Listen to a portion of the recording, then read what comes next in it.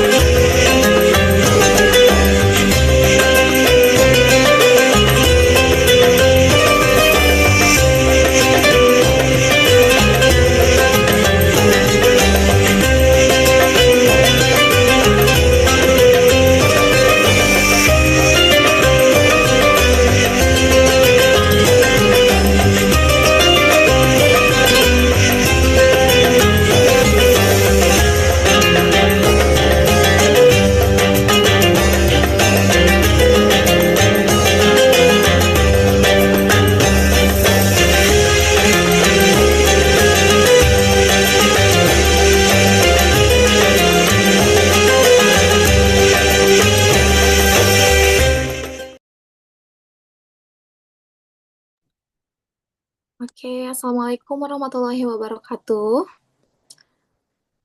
Alhamdulillahirabbil alamin. Wabihi nasta'in wala umri dunya waddin wassalatu wassalamu ala asrofil anbiya'i wal mursalin wa ala alihi wa sahbihi ajmain amma ba'du. Mari kita awali pagi ini dengan mengucap syukur kepada Allah Subhanahu wa taala karena atas limpahan rahmat dan karunia-Nya lah kita masih diberi kesempatan dan diberikan nikmat sehat dan waktu untuk berkumpul pada kesempatan kali ini di dalam acara kajian subuh Ramadan 1447 Hijriah, persembahan dari Akhwat Al-Latif dengan tema menata hati dan ibadah wanita muslimah di bulan Ramadan. Salawat dan salam semoga tercurah limpahkan kepada junjungan Nabi besar, sosok figur sentral umat sedunia, yakni Habibana wa Nabiyana wa Rasulana Muhammad Sallallahu Alaihi Wasallam. Tak lupa juga kepada para sahabat-sahabatnya, kepada para tabi'in dan tabi'atnya, dan semoga sampai kepada kita selaku umat akhir zaman yang insya Allah selalu istiqomah untuk di acara. Bismillah, perkenalkan saya Yani dari Akhwat Al-Latif yang insya Allah akan membersamai dalam kajian subuh kali ini. Sama-sama Teteh, terima kasih banyak sudah berkenan meluangkan waktunya untuk mengilmui diri bersama dalam kajian subuh hari ini yang dipersembahkan oleh Akhwat Al-Latif. Insya Allah program ini akan berlangsung selama 20 hari Ramadan ya.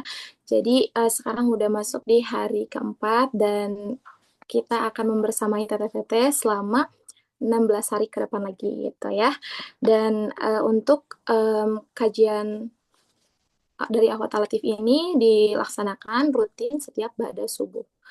Jadi silahkan teteh-teteh disebarluaskan lagi info kajian ini agar keberkahannya lebih banyak juga gitu ya. Nah kalau boleh tahu di sini teteh-teteh dari Bandung semua atau ada yang dari luar Bandung nih? Coba ditulis di kolom chat.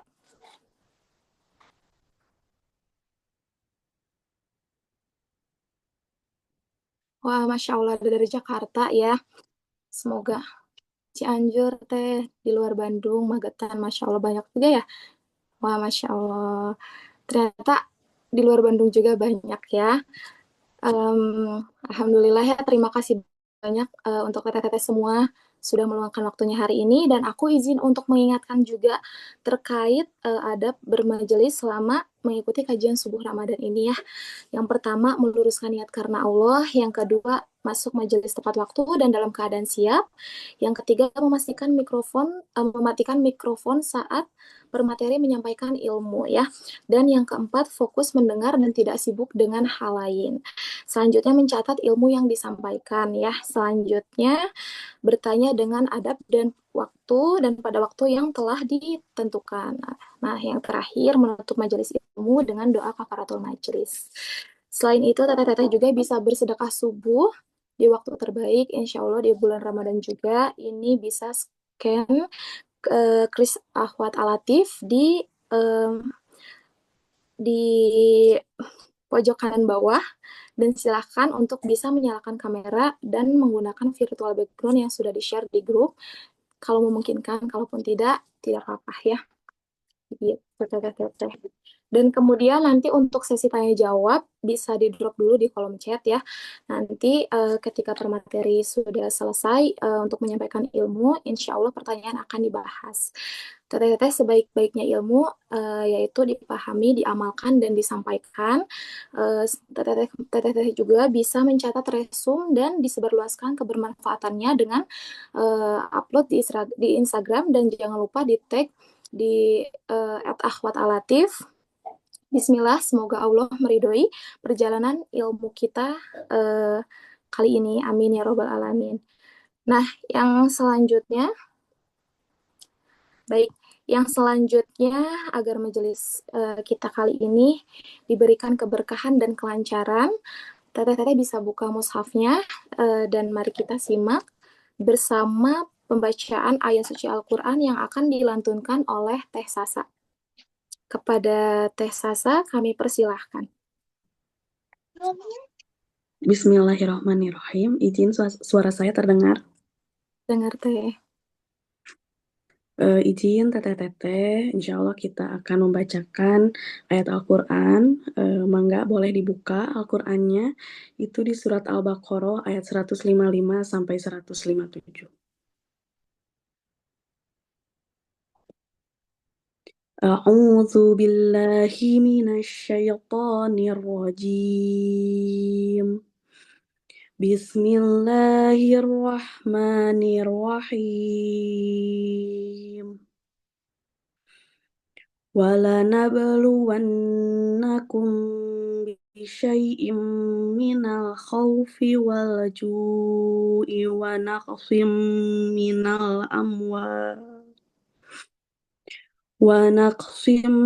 مِّنَ الْأَمْوَالِ وَالْأَنفُسِ وَالثَّمَرَاتِ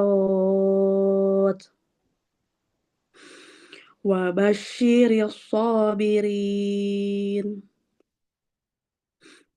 الَّذِينَ إِذَا أَصَابَتْهُم مُّصِيبَةٌ قَالُوا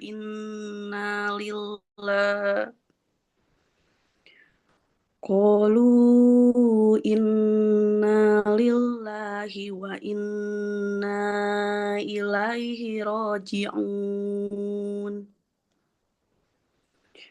أُولَئِكَ عَلَيْهِمْ صَلَوَاتٌ مِّن رَّبِّهِمْ وَرَحْمَةٌ وَأُولَئِكَ هُمُ الْمُهْتَدُونَ Shadaqallahul azim. Alhamdulillahirrahmanirrahim. Terima kasih. Wassalamualaikum warahmatullahi wabarakatuh. Saya kembalikan kepada Teh Yani. Baik, jazakillah khair Teh Sasa. Alhamdulillah, benar Allah dengan segala firman-Nya. Semoga keberkahan terus mengalir untuk yang membacakan, begitu juga dengan kita yang mendengarkan. Amin ya robbal alamin. Baik, sahabat-sahabat, silahkan untuk duduk dengan posisi ternyamannya agar bisa menerima materi dengan fokus. Kemudian silahkan menyiapkan catatannya. Hari ini kita akan membahas terkait puasa dan pengendalian emosi yang akan disampaikan oleh gurunda kita, yakni Ibu Nwitri. Nah, izin untuk sedikit spoiler ya untuk profilnya Ibu Nwitri. Ibu Nwitri ini merupakan edukator dan teman diskusi tentang kesehatan jiwa, keluarga, dan pengasuhan. Terapi emosi menggunakan metode terapi. Nah, Ibu Nutri ini keanggotaan di Ahwat Al-Latif pada tahun 2024 sebagai Ketua Divisi Latif Kids dan pada tahun 2025 sebagai pengawas Divisi Latif Kids gitu ya. Dan selain itu Ibu Nutri juga sebagai tim dari Positive History, di mana komunitas ini yang menjadi ruang untuk perempuan berdaya dan saling bercerita. Nah, selain itu pernah bekerja juga di kantor startup parenting Kakatu. Nah, untuk pendidikan sebagai sarjana psikologi dari Universitas Ahmad Yani gitu ya. Mungkin sebelum ini ya, sebelum dimulai materinya, boleh kita sesi foto dulu kali ya. Boleh dinyalakan kameranya.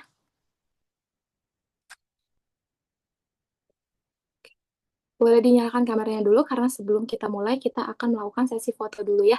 Jadi izin untuk menyalakan kamera untuk semuanya.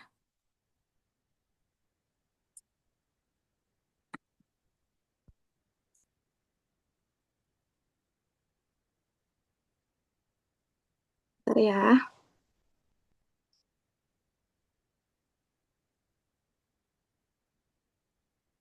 Oke, kita langsung foto aja. Siapkan gaya terbaiknya. Aku hitung sampai 3 ya. 1, 2, 3.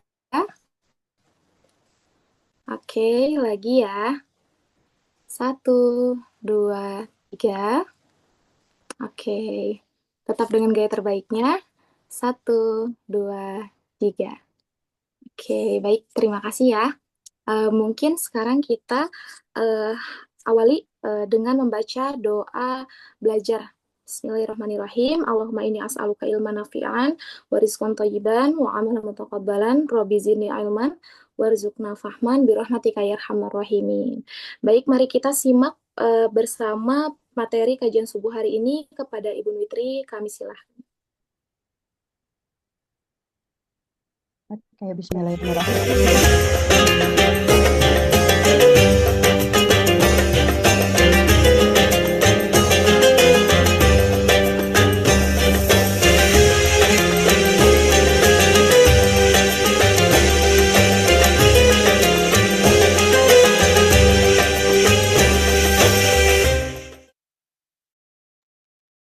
Oke, bismillahirrahmanirrahim. Teteh mau cek sound dulu ini. Mic-nya kedengeran gak ya suara aku ya? Dengaran Ibu. Kedengeran, oke. Alhamdulillah. Bismillahirrahmanirrahim. Bismillahirrahmanirrahim. Alhamdulillahirrabbilalamin. Wassalatu wassalamu ala asrafil anbiya'i wal mursalin wa ala alihi wa sahbihi ajma'in amma ba'du. Rabbi zidni ilman warzuqni fahman birahmatika ya arhamar rahimin. Rabbi shrahli sadri wa yassirli amri wahlul 'uqdatam min lisani yafqahu qawli. Alhamdulillah, teteh-teteh. Ini hari keberapa? Hari keempat ya? Bener ya? Hari keempat kita semua udah berpuasa gitu ya. Alhamdulillah. Masih lancar teteh-teteh? Alhamdulillah ya lancar ya. Jujur saya bersyukur banget gitu ya lihat partisipannya, lihat teteh-teteh yang hadir, lihat teteh-teteh yang bergabung di grup. Masya Allah, antusiasnya luar biasa. Jadi makin optimis bahwa muslimah-muslimah hebat tuh masih banyak gitu ya. Di tengah gunjang-ganjingnya dunia ya. Kalau kita lihat di media sosial mah luar biasa gitu ya, orang-orang tuh lagi dihadapkan dengan segala problematik baik di dalam negeri maupun di luar negeri ya. Kita mungkin banyak dari teteh-teteh bacalah berita-berita akhir-akhir ini gitu ya.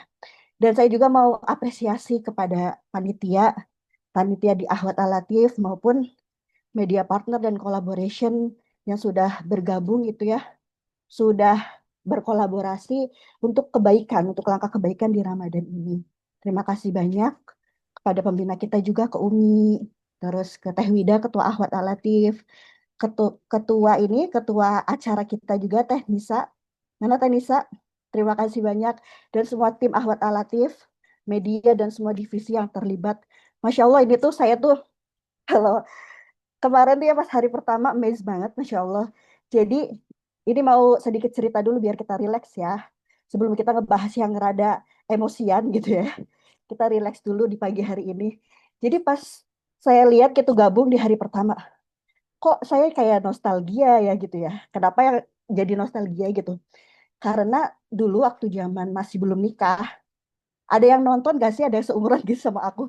Jadi setiap pulang sholat subuh tuh sambil tadarus tuh saya tuh lihat hasanah, kalau enggak tuh jejak imani, jejak islami di acara TV gitu. Masih TV masih dipakai ya. Sekarang TV kayaknya udah jarang pada pakai TV ya. Pokoknya itu tuh, nah si vibrasinya tuh kerasa banget gitu ya, ambience-nya kerasa banget, si pembukaannya gitu ya, Masya Allah tim media luar biasa. Saya jadi, kok jadi saya nostalgia ya, kayak acara-acara TV ya, Masya Allah luar biasa. Jadi happy banget. Jadi terima kasih banyak buat semuanya yang terlibat di kajian subuh ini dan program-program lainnya tentunya di Alatif gitu ya, Masya Allah. Tete, Alhamdulillah kita di sini berkumpul semua gitu ya untuk sama-sama belajar. Punten kalau agak ngos-ngosan karena memang Masya Allah lagi jihad gitu ya, lagi tarik nafas sama perut yang makin membesar gitu, jadi agak ngos-ngosan.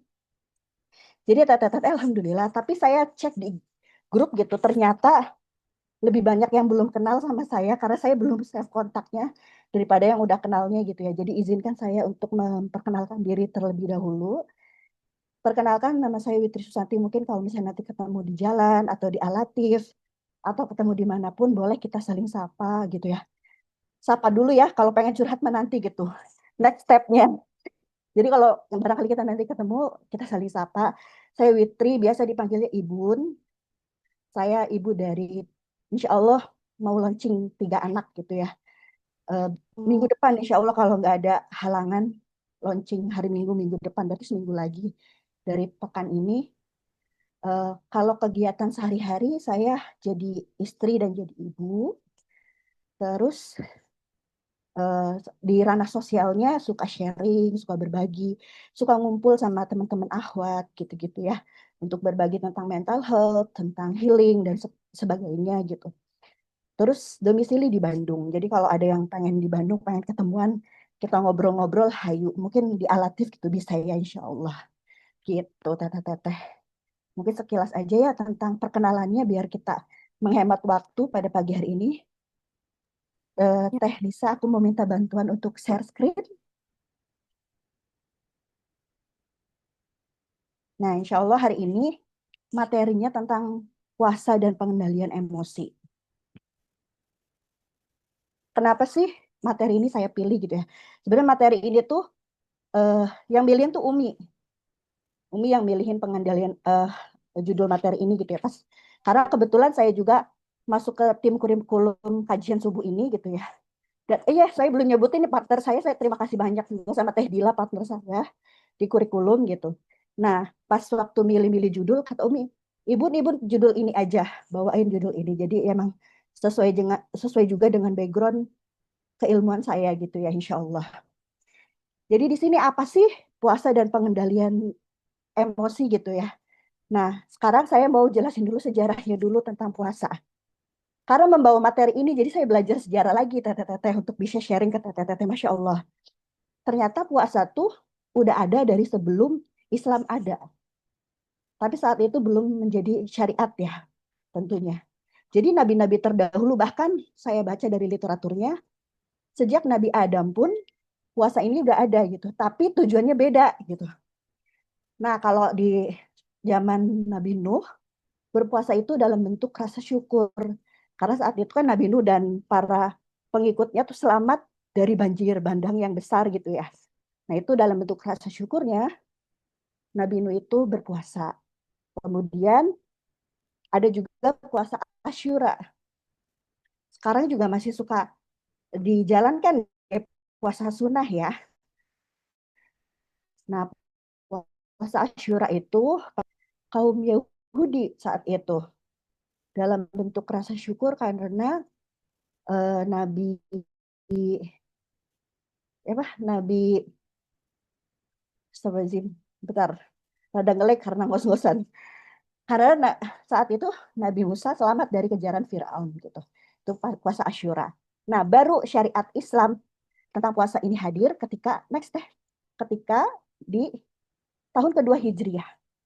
Di tahun kedua Hijriah tepatnya di hari Senin tanggal 10 Sya'ban, 1,5 tahun setelah Rasulullah hijrah ke Madinah. Jadi puasa ini diwajibkan, turunnya ayat yang familiar banget ya, sering banget kita dengerin gitu. Di surat Al-Baqarah itu pada saat Rasulullah hijrah ke Madinah di tahun kedua tepatnya. Hijrah dari kota Mekah ke Madinah. Next teh. Nah ayatnya adalah teteh-teteh mungkin udah sering banget bacainnya juga, Masya Allah. Mungkin udah banyak yang sebagian dari teteh-teteh juga atau semuanya udah hafal ayat ini ya. Di surat Al-Baqarah ayat 183. Ya ayyuhalladzina amanu kutiba alaikumusiyam kama kutiba alal ladzina min qablikum la'alakum tattaqun. Wahai orang-orang yang beriman, diwajibkan atas kamu berpuasa sebagaimana diwajibkan atas orang sebelum kamu agar kamu bertakwa. Jadi sebelumnya juga kan udah ada kewajiban puasa ini, tapi kalau misalnya udah Islam datang ini jadi kan tadinya tujuannya untuk bersyukur ya, zamannya Nabi Nuh, zamannya Nabi Musa juga. Nah, ini untuk bertakwa. Nah, konsep tentang pengendalian diri, pengendalian emosi ini ada di area bertakwa ini. Ya mungkin kita udah belajar dari zaman madrasah, mungkin zaman TK bisa jadi ya. Kan bertakwa itu kan secara pemahaman umumnya gitu ya, yang kita pahami bahwa kita tuh menjalankan perintah Allah dan menjauhkan larangannya gitu. Nah, itu bertakwa. Jadi di situ tuh ada proses kita tuh pengendalian diri. Mana nih yang boleh aku lakukan, mana nih yang nggak boleh aku lakukan. Mana nih yang butuh aku rem, dan mana yang boleh aku jalankan. Jadi proses pengendaliannya ada di sini, gitu, di area bertakwa. Next teh.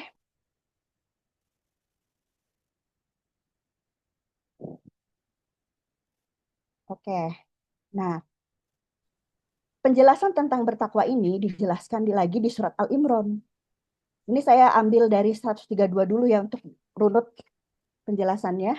Di surat Al-Imran ayat 132 disebutkan, dan taatlah kepada Allah dan Rasul Muhammad agar kamu diberi rahmat. Next. Dan bersegeralah kamu mencari ampunan dari Tuhanmu dan mendapatkan surga yang luasnya seluas langit dan bumi, yang disediakan bagi orang-orang yang bertakwa. Jadi orang-orang yang bertakwa itu udah disediain teh, udah ada hadiahnya dari Allah. Jadi sekarang kita lagi berlatih berpuasa, berlapar-lapar gitu ya. Terus kita mengusahakan untuk mengendalikan diri kita, mengendalikan emosi, mengendalikan ucapan, ketikan, dan segala rupa. Itu tuh hadiahnya tuh nggak main-main gitu. Allah akan memberikan surga yang luasnya tuh seluas langit dan bumi.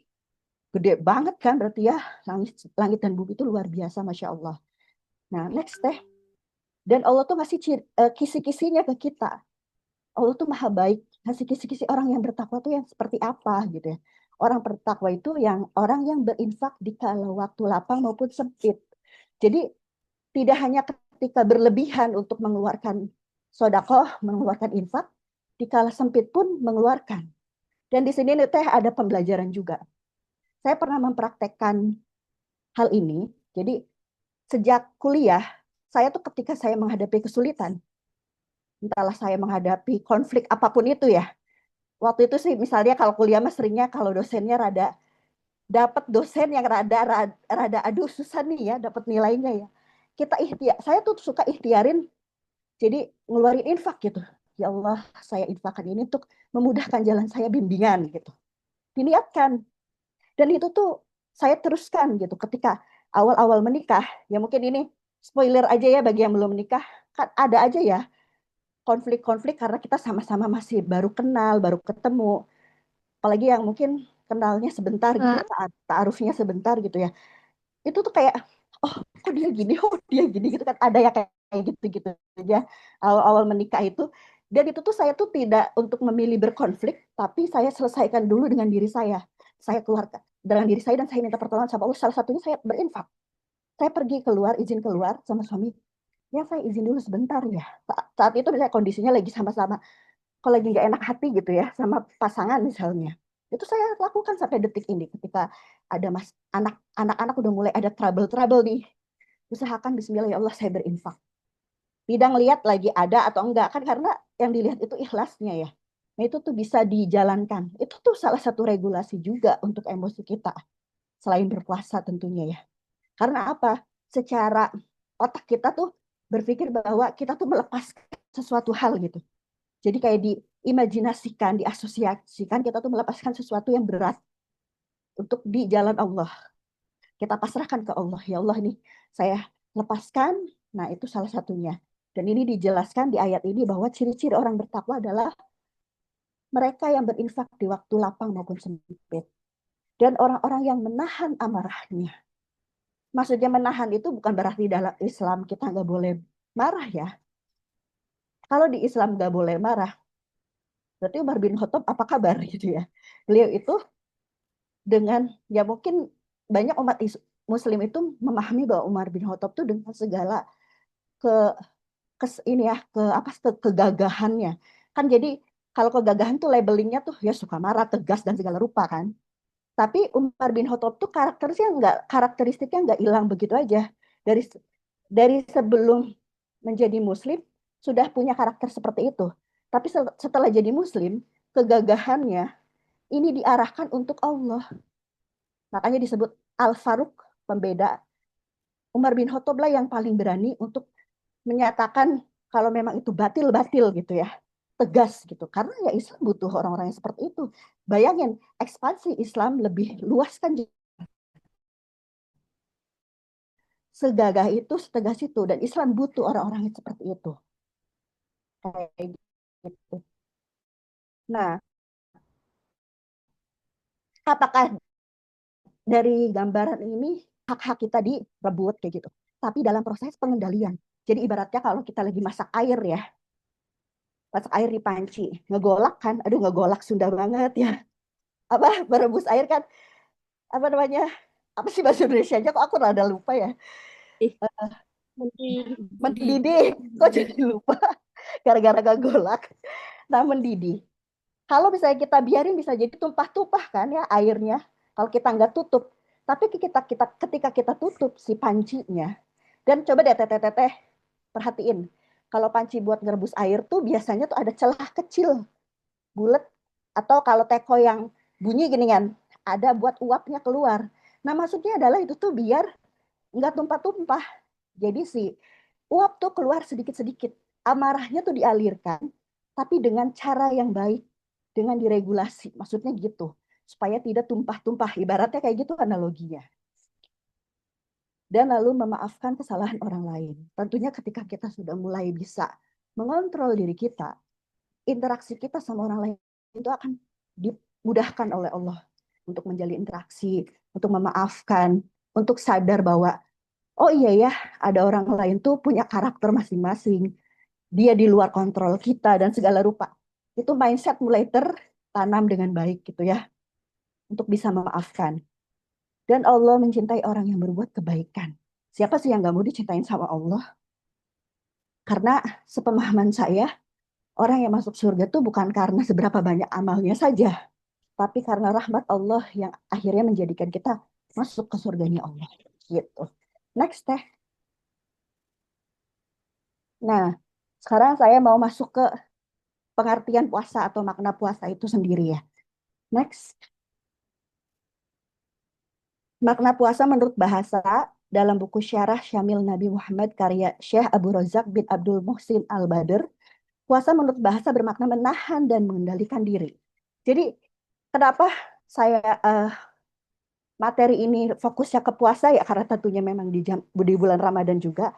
Terus ternyata dari maknanya juga puasa itu sudah tentang menahan dan mengendalikan diri. Ya teteh kan sudah dari mulai azan gitu ya, azan subuh sampai nanti buka puasa menahan diri. Banyak hal-hal, tidak hanya tentang makan minum saja ya. Banyak hal-hal yang Allah yang tadinya diizinkan untuk tidak diizinkan terlebih dahulu sampai waktunya tiba. Nanti ada penjelasan secara psikologisnya. Nah ini dari secara makna menurut bahasa pun sudah menahan dan mengendalikan diri. Sedangkan menurut istilah syara puasa adalah menahan atau mengendalikan diri dari perkara-perkara yang membatalkan sejak terbitnya fajar hingga terbenamnya matahari. Maka dari itu, umat muslim yang berpuasa harus mampu bersabar dan mengendalikan diri. Jadi di sini kita tuh sedang diajarkan regulasi yang outputnya adalah sabar. Kita diajarkan sama Allah di apa ya istilahnya ditempa sama Allah untuk berproses mengendalikan diri. Mungkin kita kalau misalnya udah segede ini mah mungkin kerasanya lebih ke area emosi ya. Dari waktu kecil aja kita dari waktu masih belajar puasa gitu ya anak-anak gitu. Mereka tuh lagi diajarkan juga tentang pengendalian diri ini gitu. Kayak yang biasanya makan bebas kapanpun jadi dia juga bisa ini gitu bisa mengatur. Kan bertahap ya. Akhirnya udah makin gede kita makin sebesar ini semoga lebih mindful. Jadi makna puasa kita tuh tidak sekedar menahan lapar haus, tapi benar-benar next step gitu.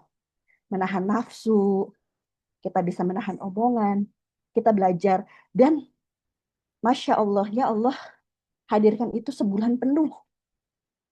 Yang dimana ada penelitian menyatakan untuk kita menghasilkan habit baru itu lakukan rutin selama 30 hari. Ya kalau darulah misalnya kalau perempuan mah, bun kan kita mah ada masa haid, masa apa dan segala rupa. Tapi haid itu tidak menghalangi juga kan, tidak menghalangi juga kita untuk bisa melakukan pengendalian diri dengan cara lainnya, gitu. Berzikir masih bisa dan segala rupanya. Amalan-amalan lain tetap bisa dilakukan, gitu. Kayak gitu next.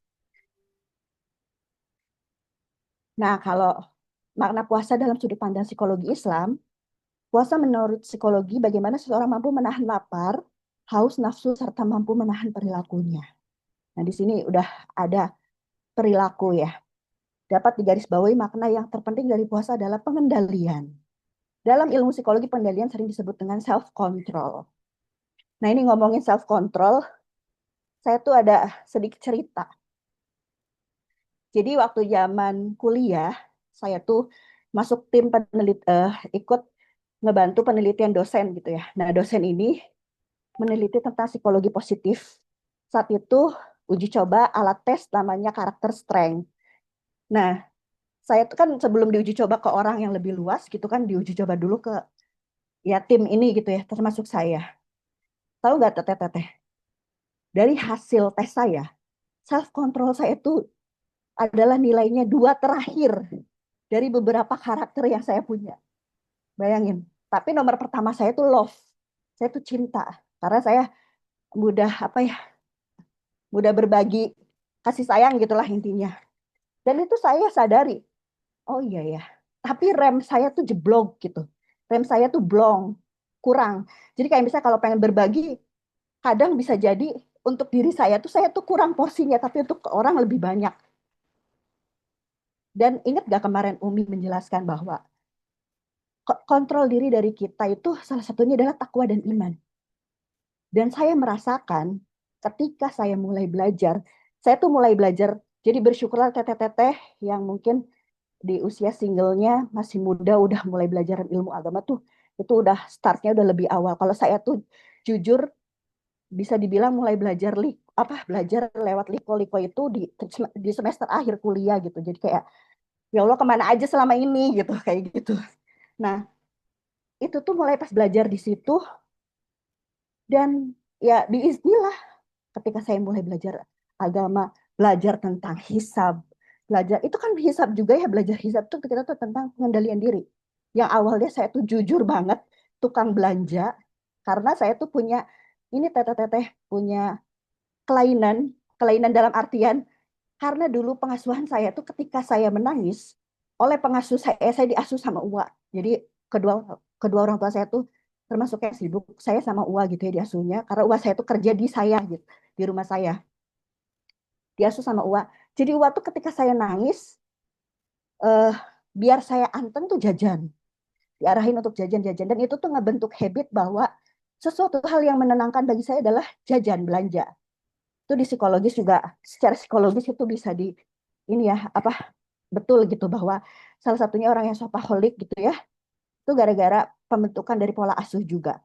Nah saya tuh seperti itu teteh-teteh zaman kuliah pernah nauzubillah zaman kuliah itu tuh ya sehari itu bisa kembol habis jutaan itu zaman kuliah itu tuh kayak pas sampai akhirnya mulai belajar ilmu agama Dan itu proses pengendalian mulai.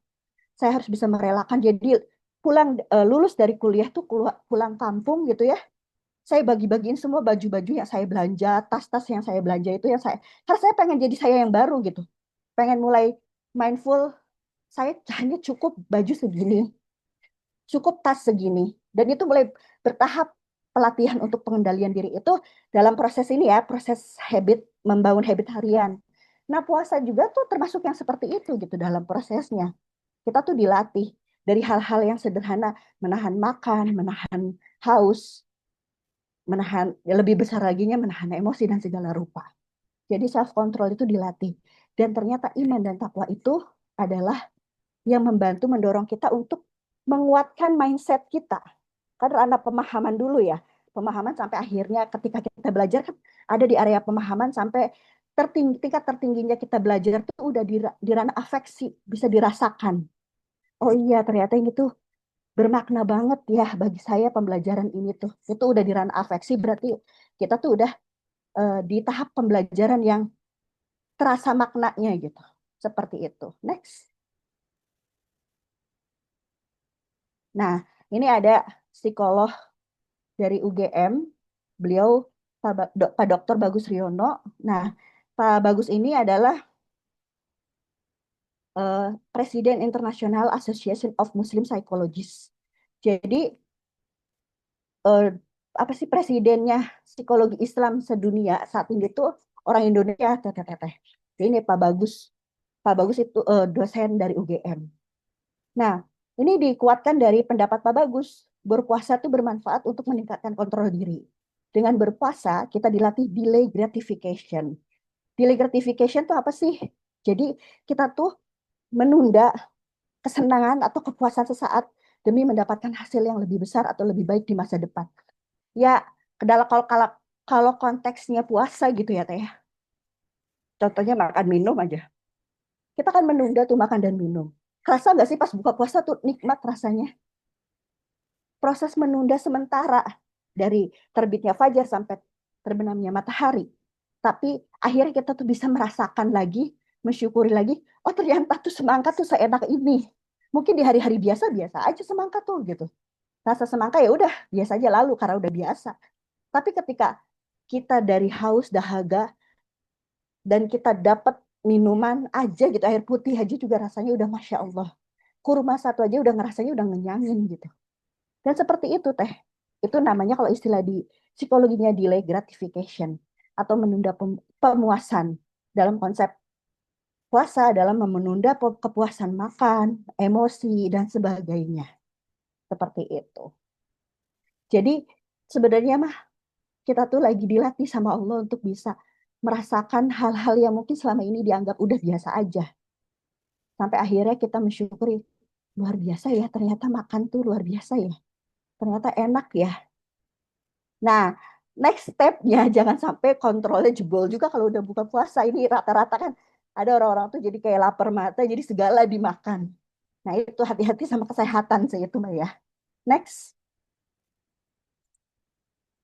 Nah, kalau secara psikologis, saat kita berpuasa, kita tuh sedang melatih bagian otak bernama prefrontal cortex. Nih bagian dahi kita nih, belakang dahi nih teh. Ini prefrontal cortex. Di lobus frontal kita di bagian depan. Ini adalah bagian pengendalian keputusan dan kontrol diri kita. Yang untuk mengalahkan dorongan impuls dari sistem emosi. Kan yang menghasilkan emosi itu ada kayak kemiri gitu ya, sebesar biji kemiri. Itu ada di bagian otak kita namanya amigdala. Jadi puasa itu seperti kita tuh lagi gym untuk emosi kita. Dikontrol oleh self control. Kita punya kontrol bagian controlling gitu ya di otak kita namanya prefrontal cortex.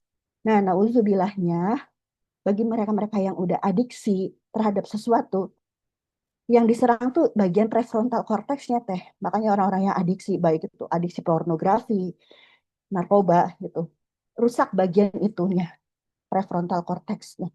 Bahkan literatur yang saya baca, anak-anak anak-anak atau orang-orang yang sudah kecanduan pornografi itu, kerusakan otak bagian prefrontal itu sama aja kayak kerusakan kecelakaan. Jadi udah rusak gitu ya bagian itunya. Bayangin kalau kontrol dirinya rusak. Makanya mereka rasa malu pun udah nggak ada kalau udah lagi sakau misalnya ya istilah ininya ya kalau orang adiksi itu kalau lagi sakau tuh kehilangan. Simpelnya orang punten ini Mah ya, barangkali di sekitarnya ada yang perokok. Simpelnya orang perokok aja. Orang perokok tuh kalau belum dapat kesempatan untuk rokok, marahnya ya, marahnya tuh tinggi. Kayak lebih mudah untuk marah gitu. Karena dalam merokok itu ada zat yang membuat diri seseorang akhirnya edik terhadap sesuatu gitu. Nah, dalam Islam ini selaras dengan tujuan puasa dalam Al-Quran. Khususnya dalam surat Al-Baqarah tadi yang dibacakan, ayat 183, agar kita menjadi orang yang bertakwa, yaitu orang yang mampu mengendalikan diri. Seperti itu. Next teh. Nah, kenapa sih kita disuruh puasa sama Allah? Ternyata kita tuh disuruh jeda, teteh-teteh. Jeda dari dalam setahun, Allah cuma minta 1 bulan. Selebihnya mangga. Silahkan. Mau ngejalanin sunnah mangga, enggak juga enggak apa-apa. Tapi dalam 1 bulan Allah mewajibkan umat muslim untuk berpuasa. Itu untuk melatih jeda kita. Bayangin dari terbitnya fajar sampai terbenamnya matahari. Kalau kita gunakan waktunya untuk sebaik mungkin, untuk kita bermuhasabah diri, itu jeda yang terbaik gitu selama puasa. Untuk kita mengontrol diri, untuk nggak scrolling-scrolling yang aneh-aneh, atau kita enggak komen-komen yang aneh-aneh, menjaga ucapan kita, seperti itu. Itu tuh jeda, jadi jeda yang terbaik. Seperti itu. Karena proses kita bisa merespon sesuatu, yang namanya emosi itu kan sebenarnya respon terhadap stimulus ya. Ada stimulus nih, kita mau berespon pakai emosi apa? Misalnya nauzubillah, stimulusnya tuh ada kerabat kita yang wafat. Respon kita apakah akan sedih? Apakah akan kecewa? Apa dan segala rupa. Itu tuh kan respon ya, emosi itu. Nah, kalau ada jeda, itu akhirnya si respon kita tuh jadi tidak impulsif. Tidak impulsif tuh tidak spontan keluar apa adanya gitu, nggak disaring dulu gitu ya. Tapi ketika tanpa jeda itu jadi impulsif, tidak disaring. Mungkin istilahnya mudah tersulut gitu ya, sumbu pendek dan segala rupanya. Jadi jeda, kalau kemarin Umi kan coba lakukan segala sesuatu tuh sebelum kita melakukan sesuatu, seperti kita menjawab pertanyaan orang dan segala rupa, jeda 10 detik. Itu supaya kita tuh menyaring apa yang ingin kita ucapkan, apa yang ingin kita lakukan. Itu memang jeda itu dibutuhkan karena tapi sayangnya tuh kita tuh sekarang tuh kayak lagi udah dibentuk dalam sistem yang segala tuh harus serba cepat. Ngerasa nggak sih? Sistemnya tuh segala tuh harus serba cepat, serba satset. Jadi tidak membiarkan orang tuh untuk jeda dulu. Makanya banyak orang yang kelelahan sekarang. Makanya case tentang mental health tuh makin banyak. Emang zamannya orang dulu, zamannya baby boomer, zamannya orang tua kita nggak ada masalah mental, ada. Tapi mereka tuh banyak jedanya. Mereka tuh hidup dalam slow living. Lah kita saat ini gimana? Apa kabar? Kita kan hidup tuh kayak habis ini bes ini. Sedangkan jeda itu dibutuhkan. Dan Allah tuh maha tahu kebutuhan umatnya. Sehingga dalam 1 tahun Allah sediakan 1 bulan untuk bisa kita melatih jeda kita. Jadi manfaatkan sebaik-baiknya dalam proses ini. Ramadan kita tuh Ramadan yang mindful untuk mengebangun jeda kita, membangun pengendalian diri untuk diri kita gitu. Karena kalau misalnya habitnya mulai terbangun ya 30 hari terbentuk, insya Allah 11 bulan ke depannya setelah Syawal sampai ke Ramadan berikutnya, sampai Syaban ya, kita tuh udah mulai terbentuk jadi pribadi yang lebih baik lagi insya Allah. Dan itu semuanya tujuannya manusia kan pengen jadi yang lebih baik lagi untuk meraih ridho Allah, rahmat Allah dan segala rupanya. Seperti itu. Next. Nah, mungkin teteh-teteh ini saya ingin mengenalkan dulu emosi-emosi. Karena ternyata Indonesia tuh salah satu negara yang minim dikenalkan emosi. Mungkin kalau sekarang udah mulai ini ya gerakan-gerakan mama-mama mengenalkan emosi kepada anak-anaknya tuh udah mulai inilah generasi Gen X gitu-gitu udah mulai milenial ke sini kan udah mulai memperkenalkan ya. Tapi zamannya baby boomer kan enggak, bahkan dikontrolnya tuh dengan cara udah jangan nangis aja. Nangis tuh nggak boleh. Nakal, marah-marah dibilang nakal dan segala rupa. Nah, emosi itu pada dasarnya, yang emosi dasarnya itu ada 6. Bahagia, jijik, terkejut, marah, sedih, dan takut. Tapi emosi itu kayak warna, bisa tercampur-campur. Kayak kecewa-kecewa tuh emosi campuran. Dan emosi itu bisa berkembang seiring usia kita bertumbuh. Kalau teteh-teteh dan belajar, bukan belajar, maaf, nonton film, apa sih itu teh, Inside Out, kan itu tuh semakin si pemerannya itu tumbuh, mulai itu ada emosi baru masuk, anxiety masuk, masuk, karena memang sesuai sama pertumbuhan kita dan memang lingkungan kita makin kompleks kan, makin gede ya. Masalah-masalah yang kita hadapkan juga makin kompleks, stimulus yang kita hadapkan makin kompleks. Beda dengan bayi baru lahir, hanya pemahaman tentang emosinya tuh baru sedikit gitu. Dia lapar nangis, pipis nangis, apapun nangis. Walaupun setiap nangisnya tuh ada alarm beda-bedanya, ada nada bedanya. Mungkin nanti insya Allah teteh-teteh terlatih yang belum memiliki anak gitu ya. Bagi yang udah punya anak mungkin, oh iya juga ya. Antara nangis pipis sama nangis lapar tuh beda. Nanti ada alarm-alarmnya. Jadi emosi itu berkembang sesuai kita bertumbuh dan berkembang. Dan dia tuh bercampur emosi itu. Jadi dari 6 ini tuh bakalan jadi banyak emosi itu. Kayak gitu teteh-teteh. Dan menurut teteh-teteh, mana nih emosi yang sehat dan tidak sehat? Coba boleh di kolom ini komentar. Sebenarnya pada dasarnya emosi itu netral ya teteh-teteh. Netral. Dia tuh kayak inner child juga itu tuh netral teh. Inner child tuh ada. Jadi gimana dia akhirnya jadi negatif, jadi tidak sehat. Dan sehat itu sebenarnya berdasarkan persepsi. Persepsi diri. Ada yang mau jawab nih di chat? Biar aku jeda dulu sebentar. Ngomong terus. Ngap-ngapan. Menurut teteh-teteh kalau yang sehat mana, yang tidak sehat mana? Tidak ada benar salah ya. Karena ini bukan ujian sekolah. Mungkin semuanya sehat tergantung regulasi. Masya Allah. Ya betul teteh. Semua emosi sehat jika disalurkan dengan baik. Semuanya baik karena akan memberi pemberian Allah. Betul. Masya Allah ini udah pemahaman teteh-teteh udah luar biasa. Emosi itu hadir. Emosi itu adalah bala tentaranya Allah juga. Hadir di diri kita atas izin Allah. Jadi jangan suka nyala-nyalahin gitu ya. Tapi ya betul. Yang kan Allah tuh ngeinstal kemampuan ke diri kita, ngeinstal tubuh, jiwa, raga, dan segala rupanya ke diri kita. Ranahnya manusia tuh apa sih? Berikhtiar dan berupaya. Ikhtiar kita adalah meregulasi si emosi ini kalau ngomongin emosi. Emosi udah diinstal sama Allah. Nih kalau kamu ada yang menindas kamu dikasih marah. Baru tuh dionin marahnya. Nih kalau ada yang ngasih hadiah atau ngapresiasi kamu bahagia. Dionin rasa bahagia. Dan yang mengatur itu, yang bisa meregulasi itu adalah ranah ikhtiarnya manusia. Makanya, teteh-teteh, jangan pantang menyerah tentang emosi ini. Mungkin banyak orang yang terjebak, dikuasai oleh emosi ya, akhirnya pada akhirnya.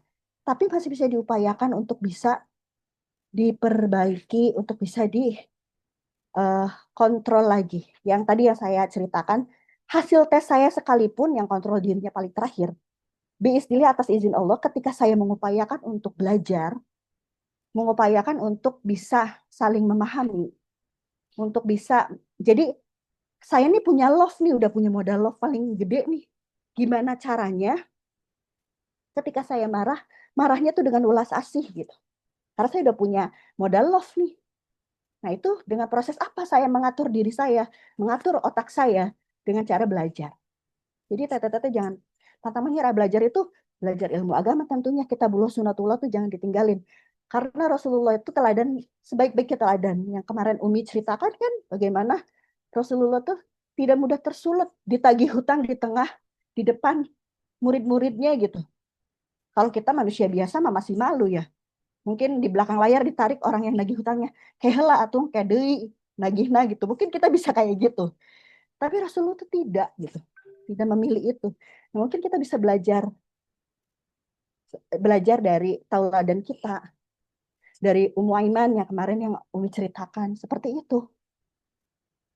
Mungkin tidak akan sama, tapi setidaknya kita berusaha. Nanti Allah yang menentukan hasilnya, akhirnya kita bisa mengontrol diri. Kalau dari saya pribadi, pengalaman saya pribadi, dari proses saya belajar dari kuliah sampai sekarang tentang regulasi emosi, karena sebenarnya ini juga dipengaruhi usia juga ya teteh-teteh ya, waktu usia kita dari fase remaja ke dewasa itu quarter life gitu ya, masa-masa quarter life kita, apalagi kita menghadapi segala beberapa krisis-krisis dalam kehidupan, itu memang lagi saya juga mengalami usia-usia itu teh jadi kayak bergejolak di dalam diri saya. Tapi ketika saya mulai belajar agama, belajar tentang makin belajar mengimani Allah, mengimani dan belajar menjalankan sunnahnya Rasulullah, itu perlahan sama Allah diberikan benefitnya gitu, hasil dari proses belajar itu. Next, teteh. Nah, ini saya dapat data. Ini data penelitiannya tahun kemarin di bulan April Mei 2025, berarti belum setahun ya. Ternyata gangguan mental yang banyak dialami perempuan Indonesia itu adalah mudah marah atau emosi tidak stabil. Kaum kita nih teh ternyata tidak hanya dilabelin, berarti laki-laki itu tidak asbun ya selama ini, cewek tuh marah-marah aja gitu.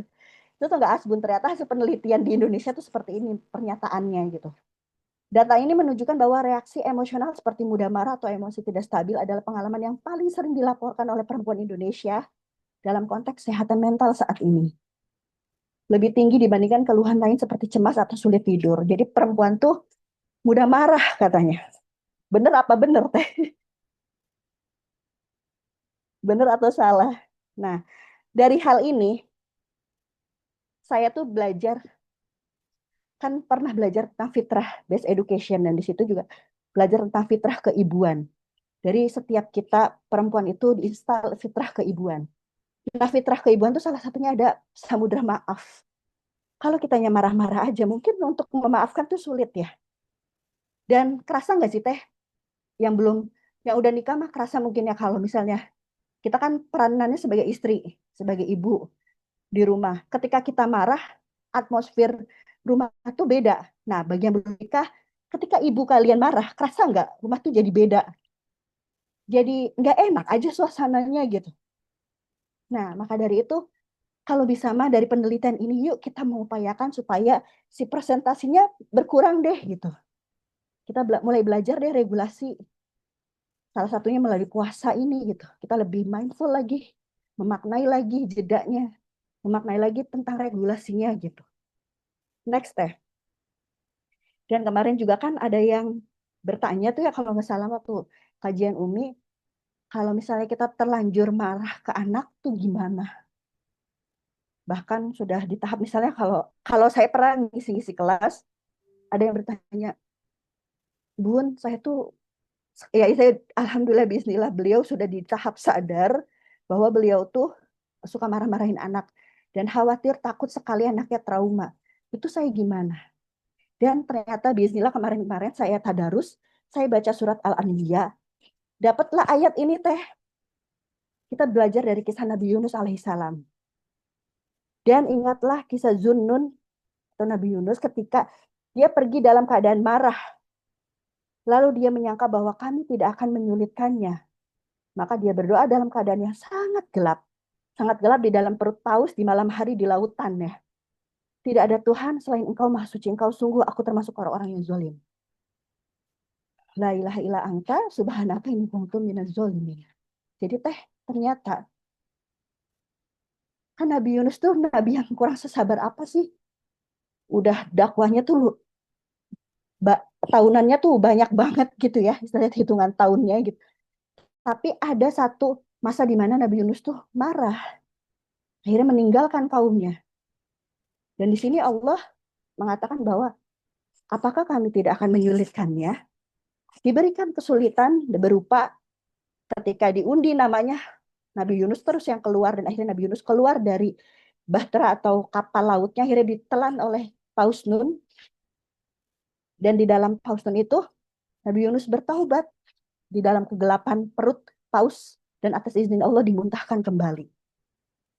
Nah, dari pembelajarannya dari ayat ini, mungkin kita ada masanya kesandung, marah besar meledak segala rupa.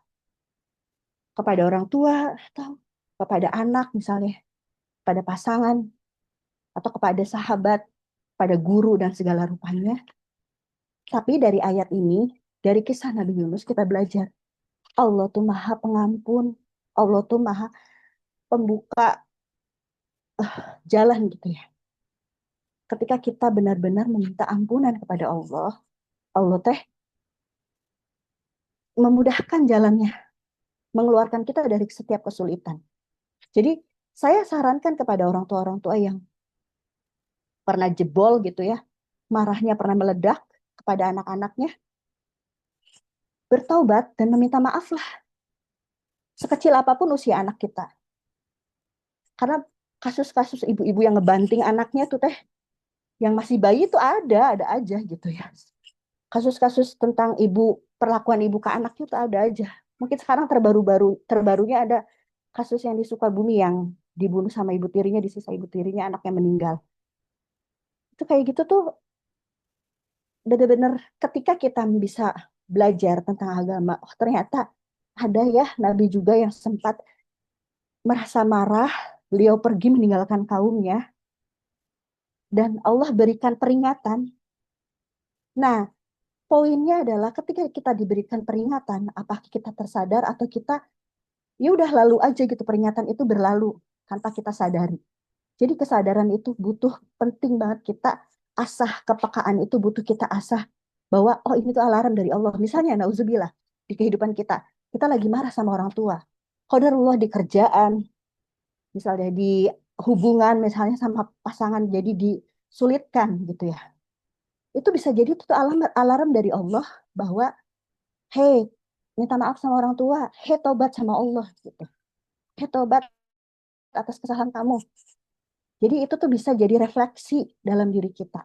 Karena selama saya belajar ilmu healing, ada beberapa klien dosen saya sih, kalau saya belum pernah menangani klien cancer, dosen saya pernah menangani klien cancer. Jadi beliau tuh cancer rahim, payudara. Perempuan-perempuan yang terkena cancer payudara dan rahim, ada korelasinya dengan hubungan mereka dengan orang tuanya atau sama pasangannya. Jadi menimbulkan penyakit gitu ke dirinya. Bisa jadi itu tuh alarm dari Allah. Hei, perlakuan kamu udah terlalu jauh nih ke orang tua kamu. Perlakuan kamu terlalu jauh nih ke pasangan kamu. Ayo, balik ke Allah. Taubat. Minta maaflah ke mereka. Seperti itu. Jadi dari kisah Nabi Yunus ini kita belajar. Setiap kejadian yang hadir, kesulitan yang hadir, coba muhasabah diri juga. Apakah saya sudah berlebihan ya dalam mengekspresikan emosi saya kepada orang tua, kepada pasangan, atau kepada teman, atau sahabat. Jadi bisa jadi muhasabah diri. Seperti itu. Insya Allah bisa ya teteh-teteh ya. Allah mampukan kita semua untuk bisa menjadi manusia yang setiap harinya itu menghisab diri sebelum kita dihisab. Sebelum kita nanti di yaumil akhir kita dihisab sama Allah, kita mampu bisa menghisab diri kita. Dalam artian kita introspeksi, apa sih yang sudah saya lakukan di hari ini? Apakah ada hati-hati yang tersakiti oleh saya? Apakah ada perkataan saya, ucapan saya, ketikan saya menyakiti hati orang? Dan itu tuh butuh kita refleksikan tiap hari, butuh kita introspeksikan tiap hari. Seperti itu. Next, teteh. Nah, manfaat puasa tuh buat apa ya? Tentunya buat spiritual. Buat spiritual kita, jadi kita tuh lebih bisa mengontrol diri, pengendalian diri. Bahkan untuk ranah kita, jalan kita untuk menjadi orang yang bertakwa. Itulah manfaat dari puasa. Untuk sosialnya, kita tuh sedang dibangun rasa empati, rasa simpati, bisa merasakan yang orang lain rasakan. Mungkin umat muslim di belahan dunia lainnya yang susah untuk makan, atau tetangga kita sendiri kanan kiri yang susah makan, kita bisa merasakan itu. Itulah sosialnya. Bahkan kan di bulan Ramadan, di bulan puasa ini, jor-joran banget ya orang untuk bersedekah gitu. Masya Allah. Karena tahu gitu, saat ini tuh kita tuh lagi bener-bener yang dilipat gandakan, dan sosial di umat muslim tuh lagi benar-benar dibentuk dengan saling membantu dan segala rupa. Masya Allah. Untuk kesehatan fisiologis mungkin bagi teteh-teteh yang di bidang kesehatan udah banyak ya kajian literaturnya dan segala rupanya. Kita tuh lagi tubuh kita pun butuh detox. Mungkin kita selama ini makan segala dimakan. Mungkin ya tubuh juga butuh jeda untuk bisa meriset kembali dirinya gitu. Jadi untuk kesehatan fisiologis tentunya ada banget. Apalagi kan sekarang lagi istilah intermittent fasting. Sekarang kita fastingnya benar-benar fasting ya, dari nggak intermittent lagi gitu. Jadi ini benar-benar untuk kesehatan fisiologis ini sangat sangat sangat berefek baik gitu. Terus untuk kesehatan psikologis juga ketenangan, karena salah satu ciri orang yang tenang itu orang yang mempunyai regulasi yang baik, kontrol yang baik terhadap dirinya. Jadi dia punya kesehatan mental juga yang optimal seperti itu. Next.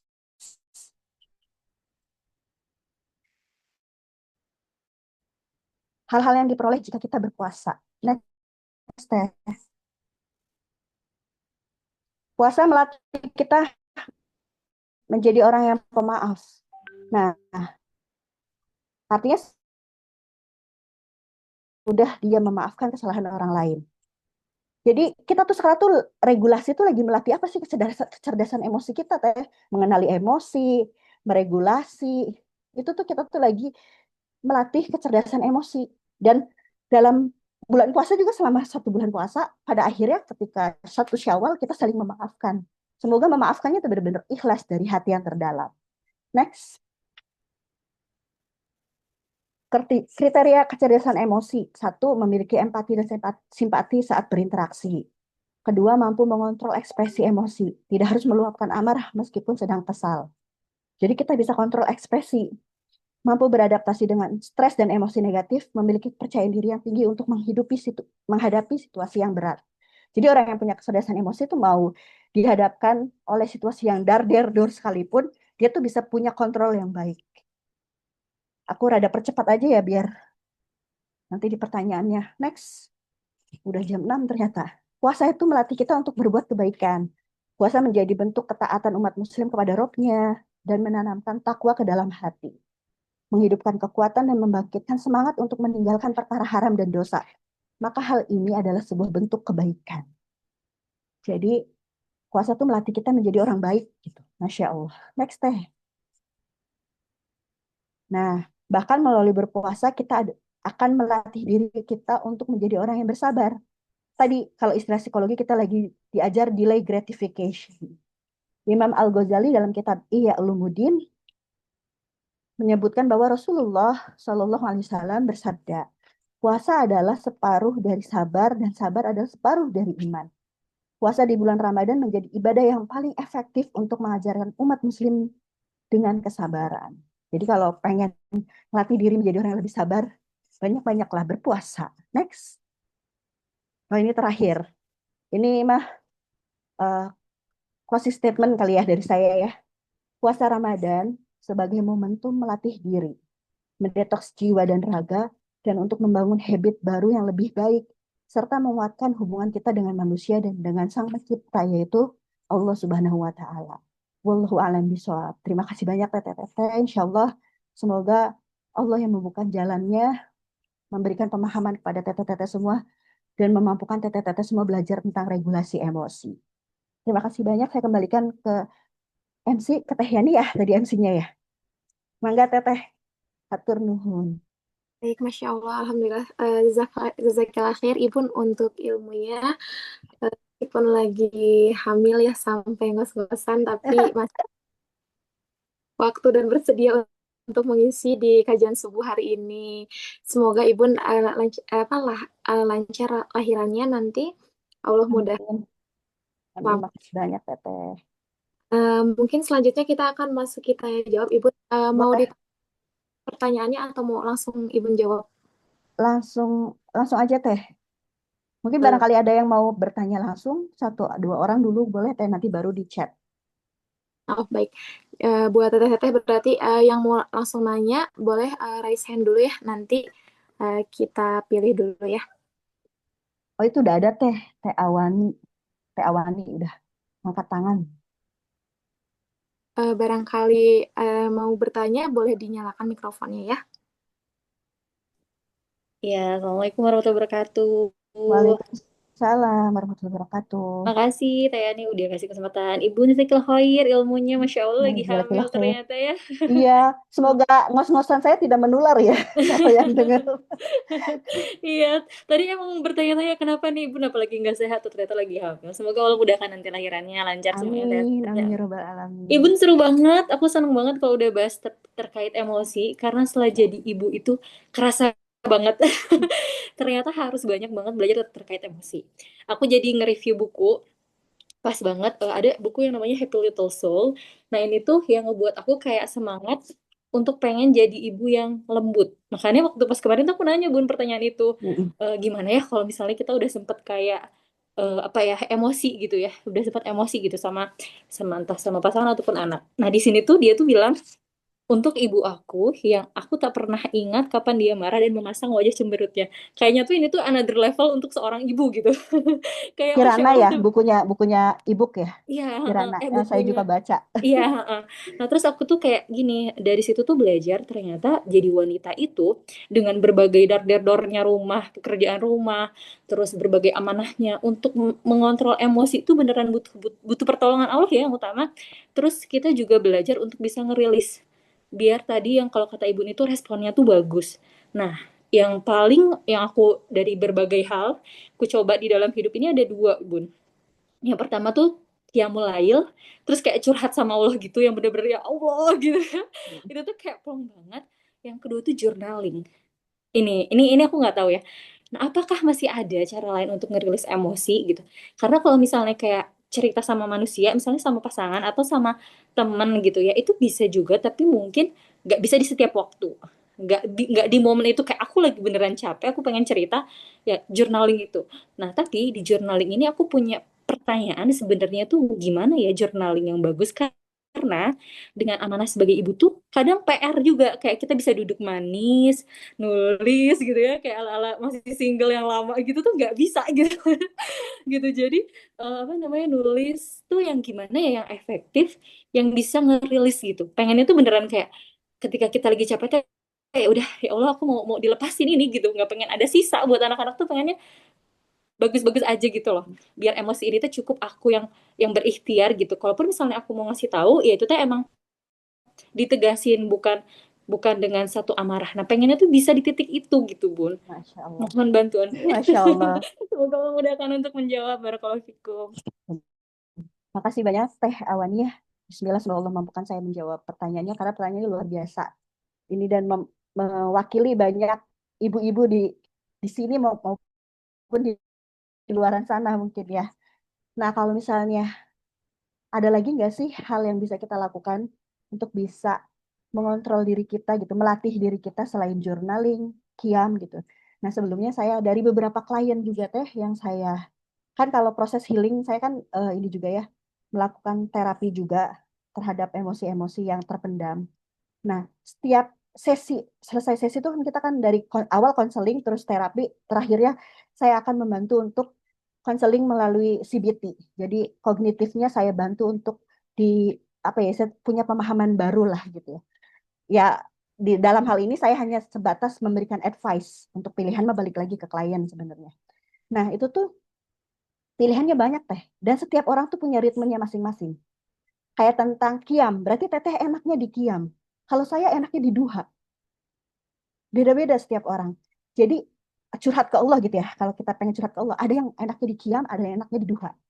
Ada yang enaknya saat sholat fardu pada bahkan. Ada yang enaknya saat sholat sebelum sholat fardu, ba'diyah qobliyah. Dan itu tuh setiap orang tuh punya kayak momentumnya masing-masing. Teh Awani punya momentumnya saat qiyam.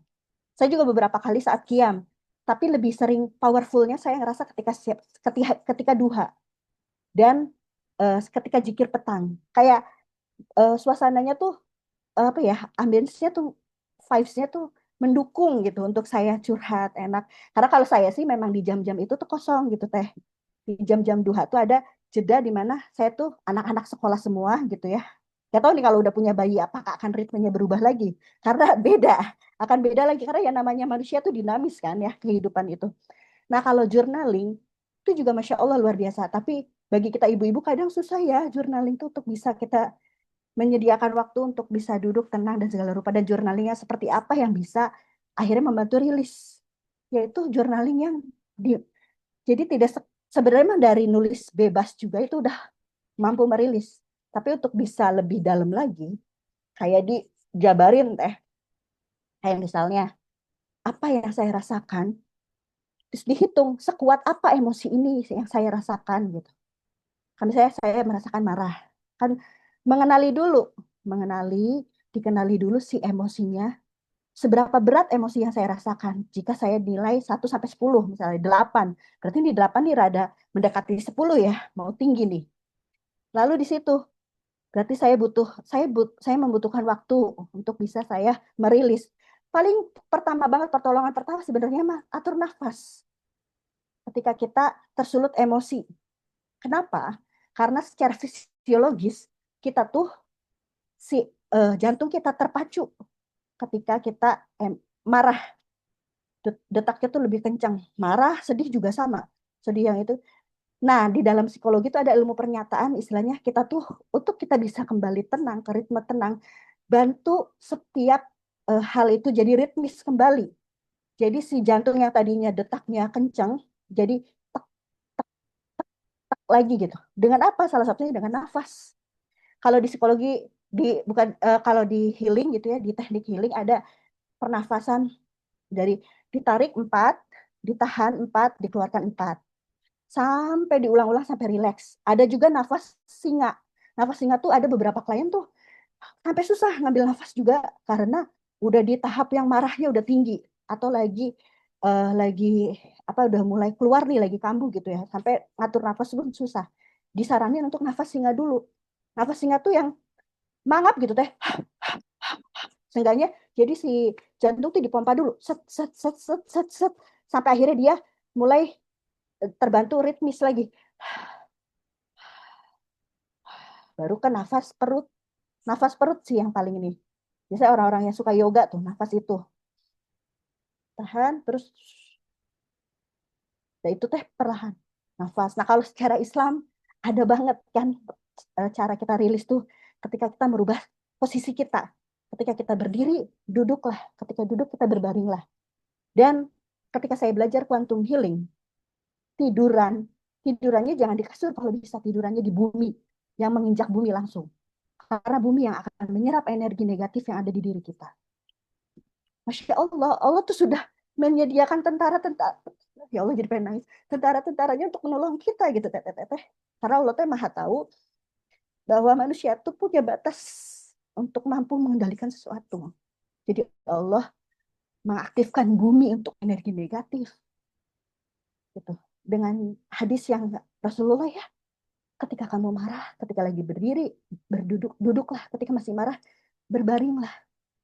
Dan kalau di quantum healing disarankan berbaringnya di lantai. Di situ. Agar bumi ini, tentaranya Allah, menyerap energi negatif dari kita. Seperti itu. Lalu jika masih marah, berwudulah. Kenapa wudu? Karena marah tuh diasosiasikan dengan merah, api. Dan api itu padam karena air gitu. Wudu. Dan jika masih marah, sholatlah. Sholat tuh untuk kita ngebangun mindful. Untuk kita memaknai, oh iya khusyuk kan, memaknai kejadian yang kita alami saat itu untuk bisa akhirnya berespon lebih baik lagi. Banyak caranya. Kalau saya kalau journaling belum bisa, self talk juga bisa. Ngomong ke diri sendiri. Langsung ngomong ke Allah. Kan sebenarnya kita mau ngobrol sama Allah tuh nggak mesti harus nunggu jam sholat ya. Allah tuh sedekat urat nadi kita. Kapanpun kita ngomong. Dalam hati. Misalnya lagi berkendara, enak-enak lagi nyetir, tiba-tiba ada yang nyelonong. Daripada kita mengumpat, ya Rob, semoga Bapak itu diselamatkan. Lagi buru-buru apa ya, diselesaikan masalahnya. Kan ngedoain lebih enak. Self-talk itu bisa.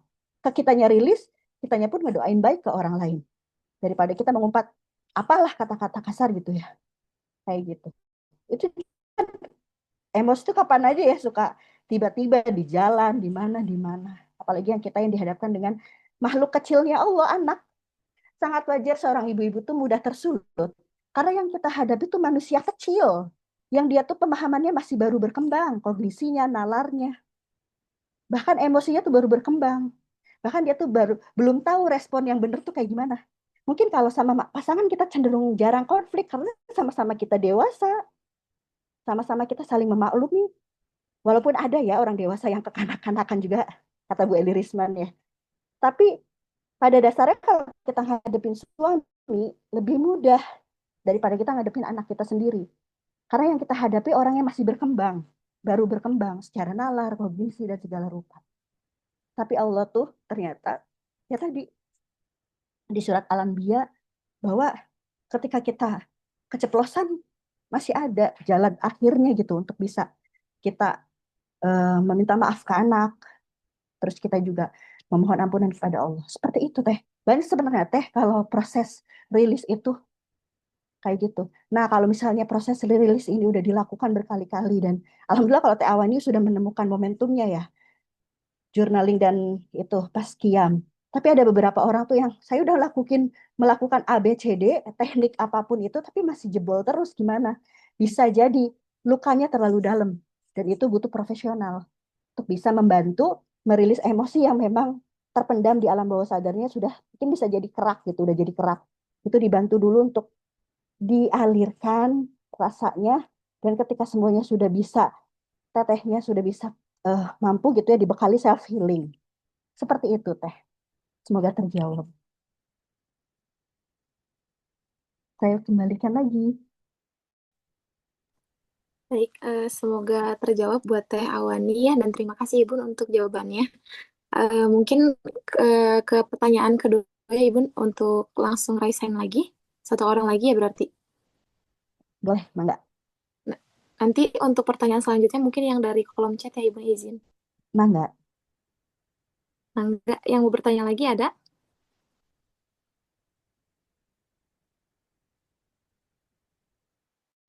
Boleh raise hand dulu ya.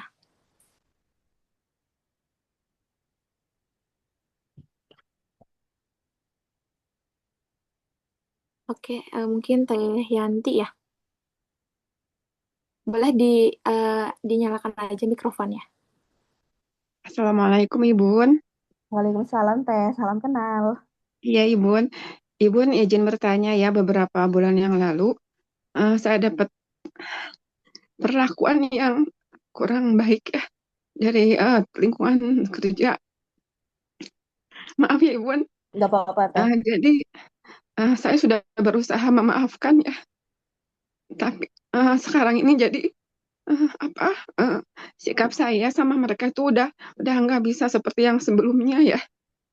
Jadi hanya berinteraksi seperlunya aja gitu ya. Apakah sikap saya ini benar atau misalkan ingin biasa lagi itu memang agak sulit gitu. Terima kasih Bun. Iya, sama-sama. Saya turut ini ya Teh ya, turut prihatin juga dengan kejadian yang Teteh alami gitu. Nah, kalau yang yang mampu saya jawab gitu, kalau dalam keadaan kita menghadapi keadaan yang sulit seperti ini gitu ya, kayak kita diperlakukan tidak baik, diperlakukan tidak baik di suatu tempat, ketika kita masih bertahan, masih bisa kan, kita tuh bisa ini ya, mengukur diri. Kita belajar dari kisahnya Rasulullah ketika Rasulullah qadarullah diperlakukan tidak baik, bahkan umat-umatnya diperlakukan tidak baik di Mekah. Rasulullah mampu bertahan selama 13 tahun. Dan setelahnya kan dikirimin sebagian, ada yang sudah hijrah duluan dan segala rupa. Sampai akhirnya ketika makin semena-mena nih, makin malah jadi membawa hal-hal yang buruk, zolimnya luar biasa. Hijrah.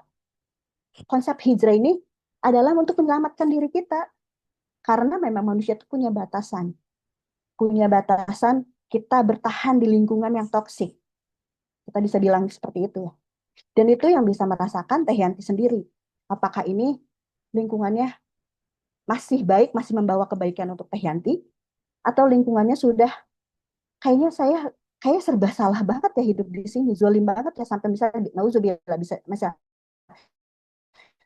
saya tahap difitnah gitu. Bisa menggunakan gitu. Begitupun saya juga begitu Saya pernah ada di kondisi lingkungan toksik dan saya merasa saya sayang sama diri saya. Itu self love ya istilahnya di psikologi. Saya masih punya kehidupan yang harus saya lanjutkan. Saya masih punya kesempatan untuk bisa hidup bahagia. Saya masih punya kesempatan untuk bisa beribadah dengan nyaman dan tenang tanpa saya harus memikirkan terus masalah saya, masalah yang orang yang tidak suka kepada saya, fitnah dan nauzubillah apapun itu. Mungkin kita bisa pakai caranya Bunda Maryam juga ya. Beliau diem gitu ketika dihadapi dengan fitnah gitu. Allah dengan caranya menjelaskan apa yang bisa. Saat itu Nabi Isa masih bayi, bisa ngomong. Kalau ini Abdullah dan segala rupa di ayat 30. Bayi bisa ngomong gitu ya. Itu mah jalannya Allahnya untuk bisa menolong Bunda Maryam ini, Siti Maryam ini gitu. Nah, kalau misalnya ketika Teteh merasa saya masih mampu menghadapinya, masih ada kebaikan di lingkungan Teteh saat ini, silahkan Teteh upayakan. Tapi ketika Teteh sudah merasakan makin lelah, kok lelah ya, kok makin mudorot ya kesininya, membawa mudorot lebih besar. Kok malah saya pengen beribadah juga makin gak tenang. Karena masih ada kesempatan, Allah ngasih kesempatan, ngasih tempat terbaik di lain tempat Bisa jadi itu alarm Allah. Udah cukup ya, kamu beriman untuk memutus sebuah hubungan ya. Tapi ketika kita dizolimi, justru Rasulullah tuh mau hijrah ke Madinah tuh tidak lantas jadi Rasulullah malah jadi gimana kan, malah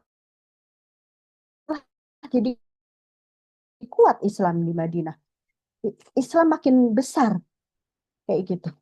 Itu sayangi diri Teteh. Kalau saat ini Teteh ngurusi ranah hati Allah gitu. Setidaknya Teteh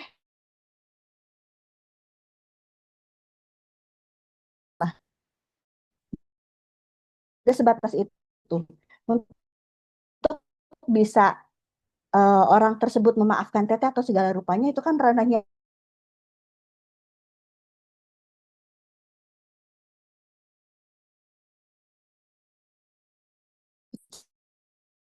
Kecuali memang fitnahnya sudah makin ini nih.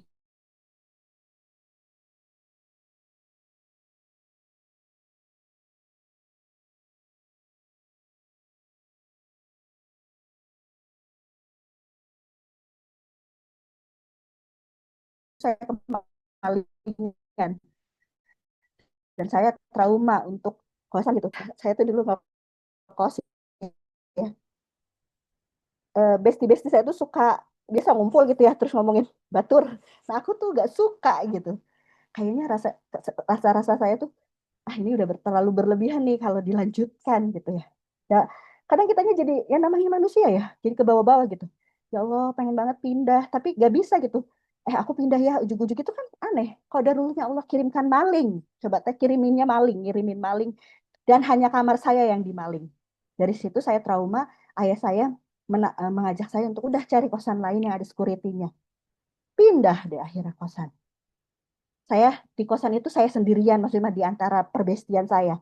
Ternyata kita masih tetap jadi bestie, tapi alhamdulillah atas izin Allah saya doakan ya Allah semoga kita semuanya dalam kondisi baik-baik semua. Akhirnya kita sekarang sampai detik ini masih sahabatan, masih baik-baik, tapi dalam kondisi kita dengan versi terbaik masing-masing. Jadi kita udah sekarang tuh ngumpul tuh udah nggak ngomongin orang lagi. Bismillah, atas izin Allah. Kayak gitu Mungkin hal yang pertama yang harus lakukan doa sama Allah terus, minta petunjuk sama Allah. Kedua adalah yaitu ikutin jejak Rasulullah kalau memang dirasa sudah di lingkungan toksik ini udah semakin luar biasa, di lingkungan pekerjaan Teteh ini makin luar biasa mengasihkan efek dan mudaratnya lebih besar gitu. Barakallahu fiik. Semoga Jazakillah terjawab. khair, Bun. Ya sama-sama Teh Yanti. Kuat ya Teh, insya Allah mampu untuk melewati semuanya. Bisa Amin. bisa Teh dirilis pakai curhat di tulisan aja nggak apa-apa. Curhat aja apa yang Teteh rasain supaya rasa sedihnya tersampaikan gitu, teralirkan. Seperti itu. Semoga Allah mampukan dan mudahkan menghadapi masalah yang sedang Teteh hadapi. Amin. Gitu Teh. Mangga Teh Yani. Wah, terima kasih Ibu. Ya selalu untuk Teh Yanti, semoga Allah mudahkan dan Allah selamatkan. Mungkin lanjut Ibu ke pertanyaan selanjutnya dari kolom chat ya, Yani bantu Boleh. baca. Dari Teh Gina, domisilinya dari Garut. Bismillah, izin bertanya Ibu terkait pengendalian emosi. Ibu, jikalau kita mendapatkan orang yang punya sikap pertama, dia ngerasa orang yang di sekitarnya tidak pro dengan dia, misalnya menurut kita yang normal itu baik, tapi pikiran dia itu ABCD, bahkan langsung mengarah ke negatif, bahkan orang itu menutup diri sampai tidak mau menyapa, menjauh, bahkan aura negatifnya itu tidak terucap, sudah terasa begitu. Bahkan sampai dari WA, kelihatan foto profil dan dicek menghilang tanpa ada foto. Bagaimana ya Ibu menghadapi orang seperti itu? Mau nyapa, dianya menghindar, bahkan dalam sesi berkumpul hanya tertunduk. Kadang kita yang normal merasa ada yang salah dari kita gitu. Apakah kita normal untuk memakluminya? Tapi kadang dalam diri kita untuk hal menyapa saja jadi mundur begitu, takut salah dalam bersikap. Minta pencerahannya Ibu untuk menghadapi sikap seseorang seperti itu. Jazakallah khair. Lalu sekarang Bismillah ya. Semoga Allah bisa memampukan saya untuk menjawab. Nah ini mah ngomongin tentang dikotomi kendali Teh.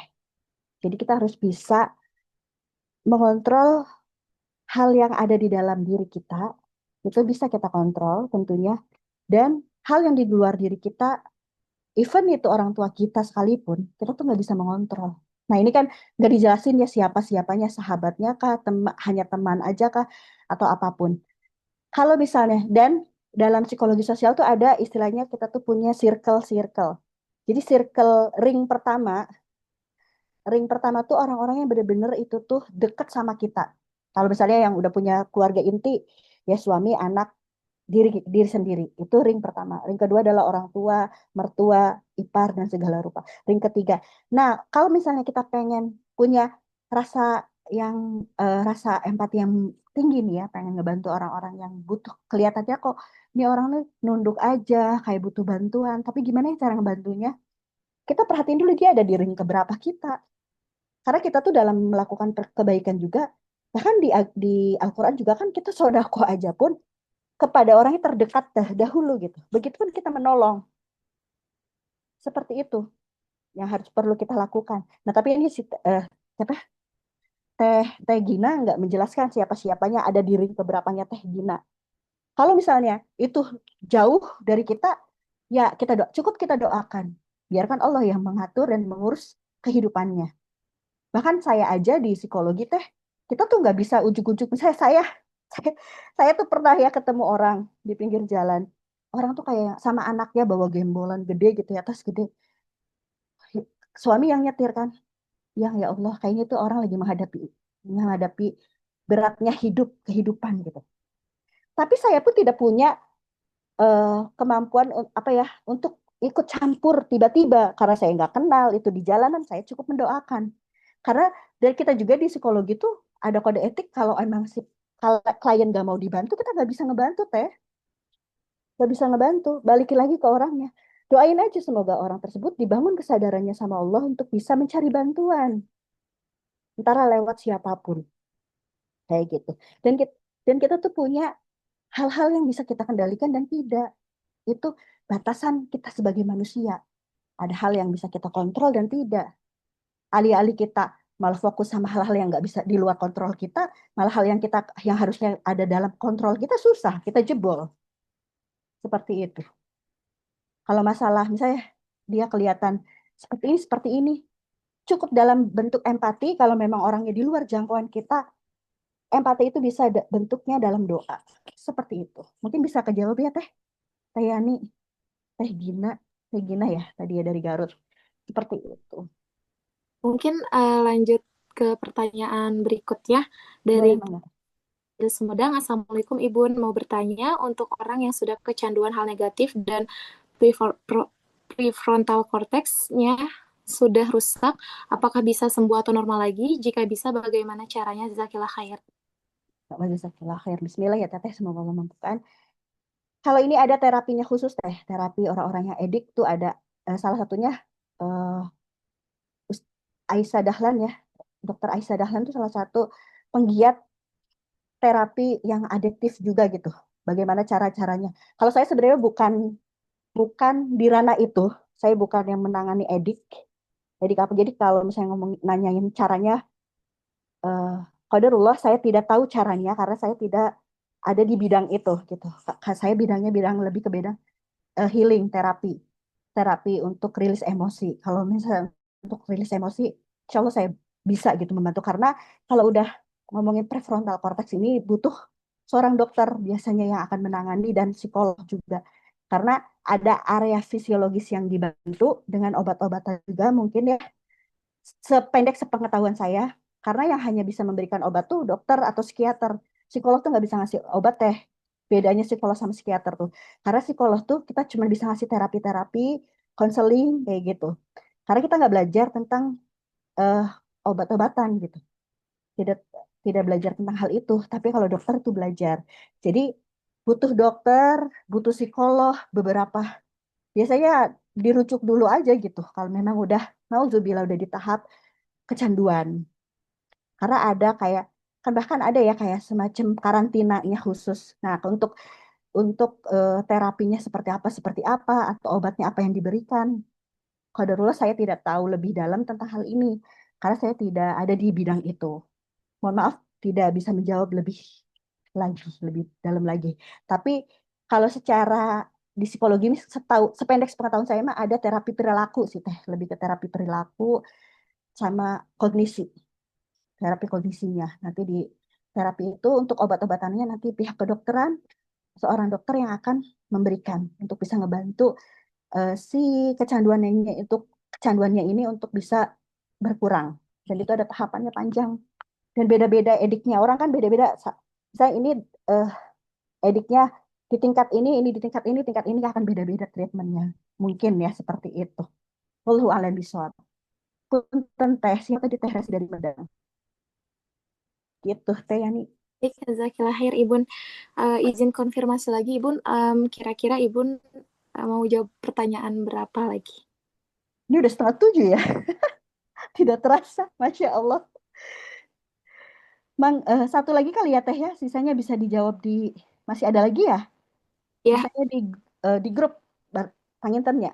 Ya, jadi paling aja di grup yang belum sempat. mungkin sekarang satu lagi aja sebelum ditutup Teh. Siap. Sebentar ya. Ini dari Teh Delvi dari domisili Bandung. Assalamualaikum Ibun, terima kasih atas penjelasannya mengenai pengendalian emosi ini. Sebelumnya Ibun sudah sempat membahas mengenai perokok yang emosinya sangat tinggi untuk terus melakukan karena sudah kecanduan zat adiktif. Bagaimana cara kita untuk menghadapi orang terdekat kita yang sangat sulit diberitahu karena beliau perokok berat. Padahal beliau ini sudah dalam keadaan sakit, harusnya sudah berhenti, tapi diam-diam melakukan. Sedangkan kalau diberitahu oleh kita marah dan tidak menerima, selalu merasa benar. Kadang kita emosi, kesel, jadinya suka ngedumel ke kitanya dan takutnya malah jadi dosa. Benar-benar udah bingung ngadepinnya, jadi gimana baiknya menghadapi hal seperti ini ya Ibu? Jazakillah khair. Masya Allah ini pertanyaannya, ini justru ya saya hadapi juga. Qadarullah ayah saya juga seperti ini Teh, seperti yang Teteh gambarkan di pertanyaan ini. Bahkan ayah saya mah, jadi dia tuh kalau ke dokter gak mau sama saya jadinya. Karena saya tuh anak perempuan yang tegas gitu ya. Dan di mata ayah saya tuh jadi nggak mau ah sama Mbak katanya gitu. Kalau Mbak tuh nantinya pulang dari sini teh dinasehatin dan segala rupa. Udah di tahap sakit, bahkan dokter juga udah bilang kalau mah keraknya tuh udah sampai di sini ayah saya teteh. Tapi dokter ya tuh bilang ada kok Pak alat yang untuk membersihkannya, terapinya. Tapi mahal Pak, berapa dok? 20 juta. Yaudah saya milih terapi aja. Coba sampai seperti itu memilih. Kan kalau kita sebagai orang yang nggak edik mah, ya milih udahan aja nggak sih? 20 juta mendingan beli iPhone ya. Gitu kan, bagi kita yang waras secara tidak edik, maksudnya waras dalam artian tidak kecanduan rokok ya maksudnya. Tapi bagi orang-orang yang sudah kena nikotin bertahun-tahun, karena ayah saya tuh saya nanya kan, udah sejak kapan ngerokok tuh ayah saya tuh udah dari sebelum nikah bahkan. Nauzubillah gitu ya. Memang ya Allah kesel gitu kalau saya memang teh kita sebagai anak atau sebagai istri yang punya pasangan perokok kesel kan. Emosi itu ada karena emang kita atas dasar rasa sayang. Tapi jujur memang ngomongin orang yang candu itu tidak bisa kayak semudah membalikan telapak tangan kalau orang tersebut tidak ngerasain pembelajarannya sendiri gitu. Nah, ini dari testimoni dari ipar-ipar saya dah. Jadi saya tuh punya ipar laki-laki tuh 4. Kan suami saya tuh 10 bersaudara dan 5 laki-laki 5 perempuan. Nah, 5 suami saya tidak tidak merokok, dan ada ipar saya juga tidak merokok. Nah, yang 3 ini merokok. Ceritanya yang 2 ini lagi tobat nih teh sekarang teh. Lagi tobat. Dan mereka cerita ke saya curhat. Tahu nggak Teh Witri, nggak enak banget berhenti ngerokok tuh katanya. Jadi kayak memang ada fase-fase sakaunya teh. Ada fase bahkan diserang kesehatannya. Malah jadi sakit setelah berhenti ngerokok itu. Sakit dan segala rupa. Yang satu berhasil karena dia mulai sadar ketika check up kesehatan di usia mudanya sudah kena asam urat, qadarullah. Terus ya dijelaskan sama dokter dan segala rupa. Akhirnya dia pola hidup sehat tuh, ipar yang A. Dan sampai detik ini dia berhasil. Masih update tuh. Alhamdulillah saya sehari ini di grup tuh ya. Hari ini udah nggak ngerokok. Kataku teh Om, kan aku manggilnya Om ya karena ke anak-anak. Jangan langsung sekaligus. Setiap sepedek pengetahuan saya, kalau kita membantu orang yang edik tuh jangan sekaligus. Mungkin bertahap. Kayak misalnya anak-anak kita ada yang nauzubillah, anak-anak yang udah kecanduan handphone misalnya, jangan sekaligus dilarang handphonenya, tapi bertahap. Dari yang tadinya sebungkus sehari, bisalah misalnya jadi setengah bungkus. Nanti berkurang berapa batang lama-lama ini. Nah, ipar-ipar saya tuh ada yang salah satunya, Mas, sekaligus. Sakau tuh, kata dia tuh, saya sakau teh, beneran teh, katanya. Sampai pusing, sampai dan segala rupa cerita. Akhirnya dia gak kuat karena dia tuh harus nyetir perjalanan jauh. Saya gak kuat teh kalau nyetir, nggak ngerokok katanya. Akhirnya dia diganti ke vape. Ya tetap aja sama-sama aja vape sama rokok ya.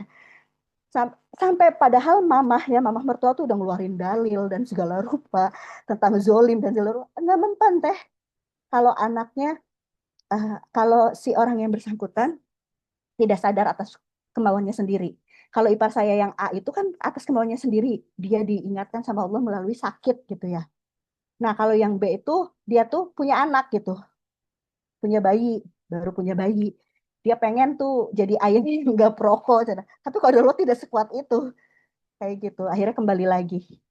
Kayak gitu teh, balikin lagi ya. Ini mungkin sekedar contoh-contoh yang ada di sekitaran saya. Saya sendiri pun sampai detik ini sama bapak saya susah.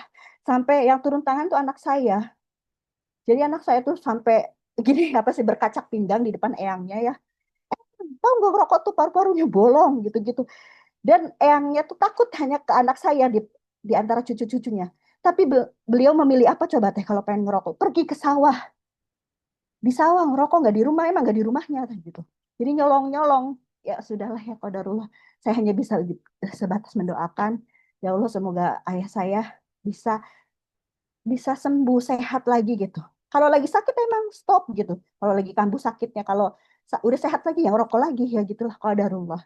Semoga teteh juga mungkin kalau saya sih ya mengupayakan tetap terus didoain gitu ya untuk bisa diberikan, karena ngomongin orang perokok tuh emang Masya Allah teh luar biasa susah ya. Semoga bisa gitu dan Allah kirimkan hidayahnya untuk disadarkan bahwa mudorotnya tuh lebih besar daripada kebaikannya merokok itu. Kayak gitu. Wallahu a'lam bishawab teh. Gitu teh. Mangga. Mangga teh Yani. Baik, jazakallah khair Ibu untuk jawabannya. Masya Allah ya sudah ngasih insight baru. Dan untuk yang bertanya, terima kasih banyak juga. Semoga bisa menjadi apa namanya, sudah bisa mewakili pertanyaan dari beberapa teman yang lain atau beberapa kasus yang sedang dihadapi oleh teman-teman yang lain ya. Dan yang belum sempat terjawab pertanyaannya mungkin nanti bisa dibantu di forward di grup ya, karena atas keterbatasan waktu ya begitu. Jadi alhamdulillah untuk pagi ini kita sudah mendapatkan ilmu baru yang insya Allah bermanfaat ya untuk kita semua. Sekali lagi terima kasih banyak buat teteh-teteh di sini, buat Ibun juga, jazakallah khair Ibun. Menyampaikan juga sedikit kesimpulan dari materi yang sudah disampaikan, di mana aku remind lagi, ternyata puasa itu bukan hanya tentang menahan rasa lapar, haus, ataupun emosi, tetapi puasa juga perlu kita garis bawahi. Di sini pentingnya sebuah pengendalian gitu, yang dimana tadi sudah dijelaskan juga pengendalian dalam ilmu psikologi ada istilah delay gratification, di mana ini penundaan kepuasan. Nah, di sini delay gratification ini merupakan bentuk pengendalian diri atau self control. Jadi memprioritaskan hasil jangka panjang daripada kepuasan sesaat gitu ya. Dan konsep ini juga menekankan kepada pengaturan prioritas dan disiplin. Jadi bukan hanya sekedar menghilangkan kesenangan sama sekali, melainkan mengatur kesenangan gitu. Jadi lebih ke memilih apa yang menjadi prioritasnya gitu ya. Mungkin ya, itu saja yang bisa aku sampaikan ya untuk sedikit kesimpulan dari materi yang sudah disampaikan. Mungkin nanti rekan-rekan juga bisa share untuk resume dan tag Instagramnya Akwat Alatif ya untuk menyebarluaskan kebermanfaatannya. Dan mungkin semangat terus buat teteh-teteh untuk mengilmui diri. Insya Allah kita akan bertemu lagi selama 16 hari ke depan. Semoga kita istiqomah dalam perjalanan menuntut ilmu. Amin ya robbal alamin. Dan izin ini untuk apa ya? Bentar. Terima kasih kepada kolaborator yang sudah support narasumber dan materi yang luar biasa. Terima kasih kepada Bengkel Diri dan Hujan Musafir. Terima kasih juga kepada media partner yakni Bersama Bermakna, Tulisan Ensa, dan Happy Bandung. Mari kita tutup acara atau kajian subuh kali ini dengan membaca membaca hamdalah dulu bersama-sama. Alhamdulillahirabbil alamin. Membaca istighfar 3 kali. Astagfirullahaladzim, astagfirullahaladzim, astagfirullahaladzim, dan membaca doa kafaratul majlis. Subhanakallahumma bihamdika asyhadu an la ilaha illa anta astaghfiruka wa atubu ilaik. Wabillahi taufiq wal hidayah. Wassalamualaikum warahmatullahi wabarakatuh. Waalaikumsalam warahmatullahi wabarakatuh. Turun teh. Ada yang